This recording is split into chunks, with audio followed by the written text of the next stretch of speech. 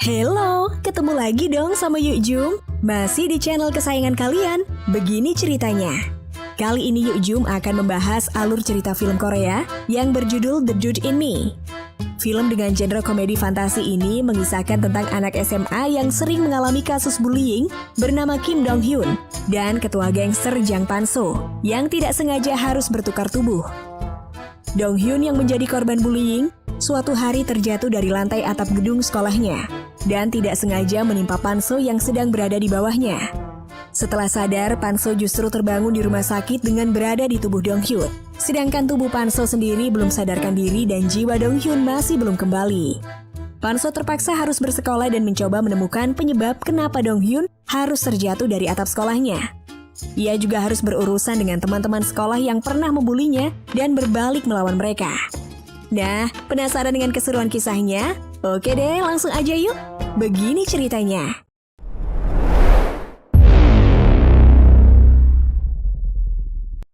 Scene awal film memperlihatkan seorang pria bernama Pan-so yang berprofesi sebagai bos gangster.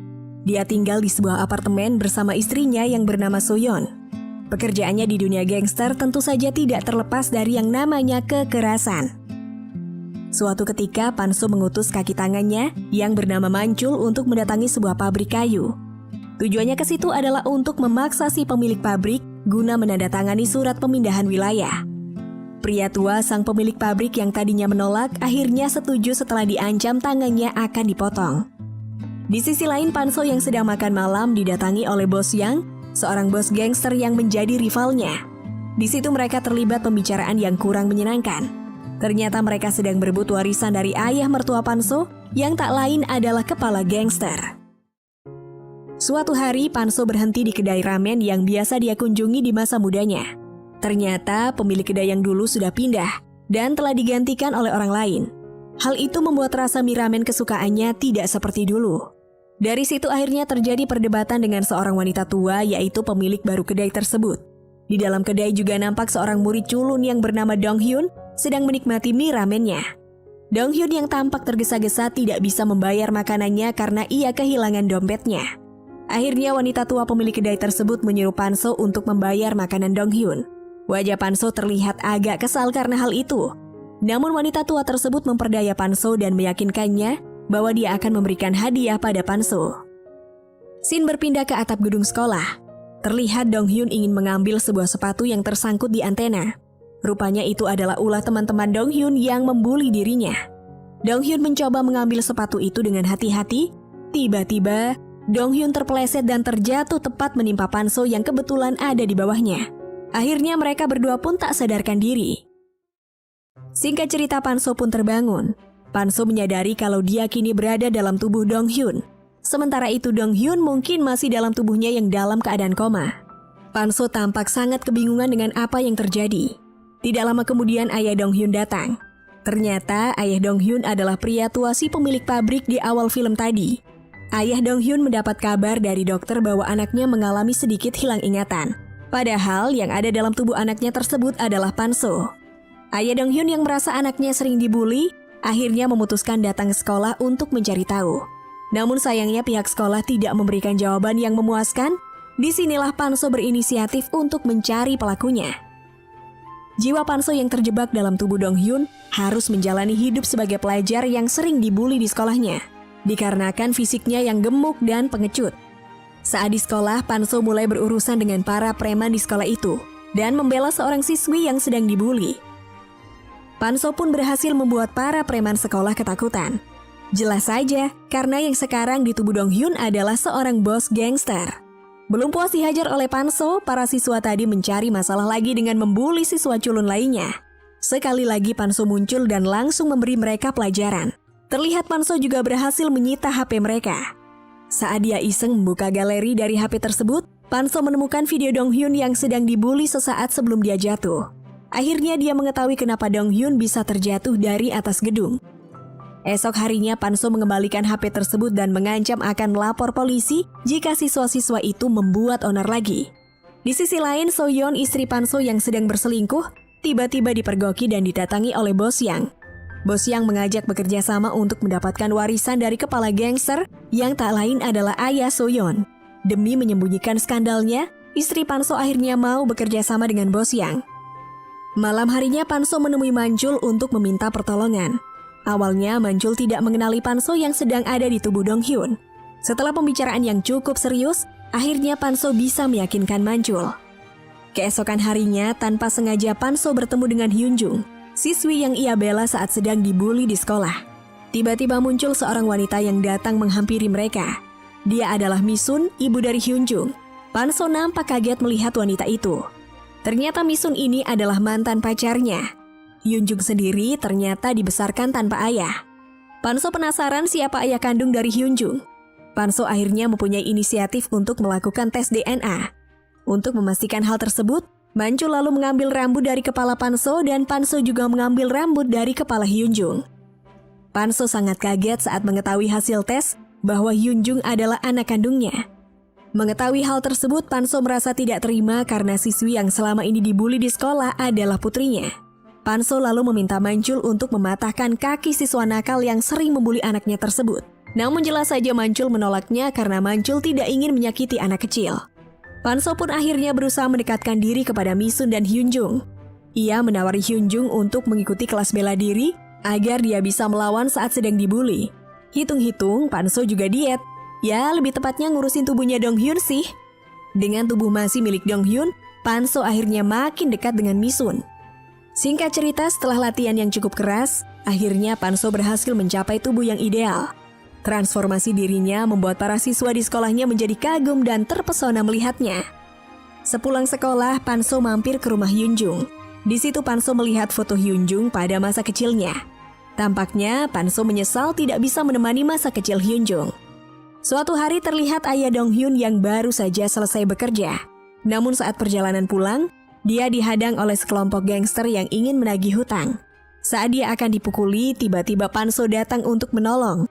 Namun ayah Dong Hyun malah menghalanginya karena tidak ingin anaknya terluka. Alhasil dia malah dipukuli sampai tidak sadarkan diri. Panso yang tidak terima menyuruh Manjul untuk memberi pelajaran kepada para gangster tersebut. Manjul pun dengan mudah menghajar mereka semua. Ternyata Manjul memiliki skill bela diri yang mumpuni. Di sekolah juga terlihat, Hyunjung sudah bisa mengatasi siswi-siswi yang suka membulinya. Hingga suatu ketika ada pemabuk yang melecehkan Misun di kedainya. Pemabuk itu pun langsung dihajar oleh Dong Hyun. Dari kejadian inilah jiwa yang tertukar itu mulai terbongkar. Misun menghentikan Dong Hyun dan bertanya kenapa dia mirip mantannya. Dong Hyun akhirnya mengaku kalau sebenarnya jiwa yang ada dalam tubuhnya adalah Panso. Awalnya Misun tidak percaya, namun akhirnya Panso berhasil meyakinkannya.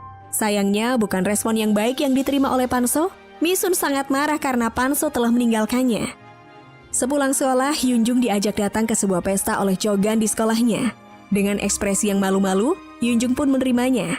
Akhirnya Hyunjung pun datang ke pesta tersebut. Tanpa sengaja seorang siswa mendengarkan pembicaraan mengenai Hyunjung yang akan menerima masalah di pesta tersebut.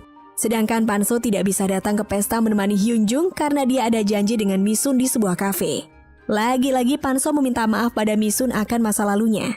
Namun Misun masih marah dan belum bisa memaafkannya. Saat Misun ingin pergi, Panso pun menahannya. Dan mereka akhirnya berciuman di tempat itu. Tetapi hal itu membuat Misun semakin marah dan menampar Panso.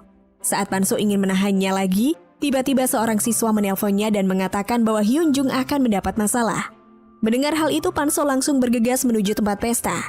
Benar saja, Hyunjung mendapatkan perlakuan yang kurang mengenakan. Alhasil dia pun dibully oleh para berandalan sekolah. Tak lama kemudian Panso datang untuk menjemput Hyunjung. Saat hendak pergi, Panso ditahan oleh mereka dan akhirnya terjadilah perkelahian.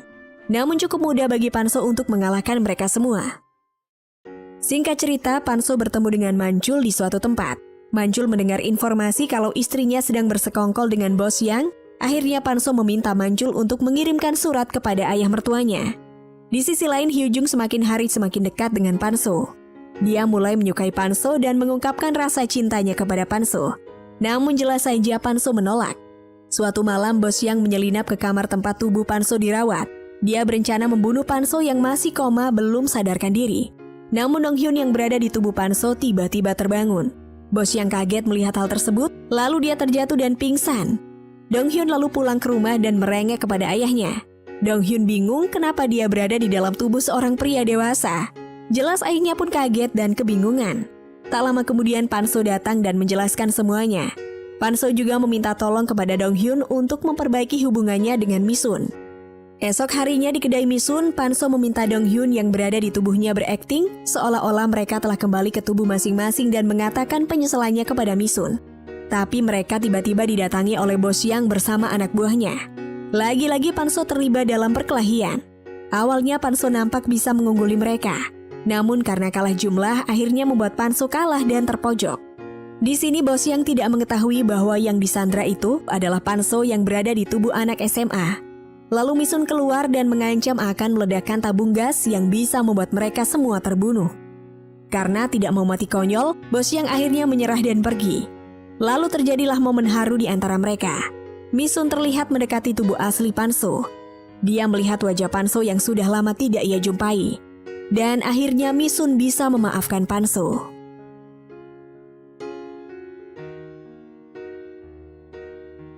Scene berganti di rumah ayah Soyeon. Soyeon juga sudah ketahuan kalau dia sedang berkhianat setelah ayahnya membaca surat dari Panso. Sang ayah pun akhirnya memanggil Panso. Panso yang masih berada di tubuh Dong Hyun mau tidak mau mengirim Dong Hyun untuk menemui ayah mertuanya. Ia meminta Dong Hyun mengikuti instruksinya dari alat bantu. Awalnya semua berjalan lancar, namun Soyeon tidak terima dan akhirnya dia membongkar rahasia Panso. Istri Panso mengatakan bahwa Panso juga selingkuh dan memiliki anak. Panso yang berada di mobil meminta Dong Hyun mengatakan bahwa hal tersebut adalah kesalahpahaman. Tapi sinyal alat bantu justru terputus. Tiba-tiba Dong Hyun dengan polosnya berkata rela melepas jabatan sebagai penerus Hanho Group. 다치고 나니까 알겠더라고요. Nampaknya, Dong Hyun ingin Panso bisa terlepas dari dunia gangster dan memperbaiki hidupnya bersama Misun. Panso sudah menunggu Dong Hyun di depan rumah. Bukannya memarahi Dong Hyun, Panso malah mengucapkan terima kasih kepadanya. Seoyeon yang masih tidak terima dengan keputusan ayahnya, tiba-tiba dengan kecepatan tinggi mencoba menabrak Panso dan juga Dong Hyun. Tapi Panso berhasil menyelamatkan Dong Hyun. Namun naas, dirinya yang malah tertabrak. Saat di rumah sakit, Panso yang sedang sekarat mencoba menjelaskan semuanya pada Hyun Jung. Panso juga meminta maaf atas masa lalunya. Namun Hyun Jung nampak masih kebingungan. Akhirnya Panso pingsan dan disusul dengan Dong Hyun yang tidak sadarkan diri. Saat dioperasi, Dong Hyun melihat wanita tua yang dulu dia temui di kedai. Tampaknya wanita itu ingin membantu Panso memperbaiki masa lalunya. 6 bulan kemudian, keduanya kini hidup normal kembali. Dong Hyun kembali ke sekolah dan Panso hidup bahagia bersama keluarganya.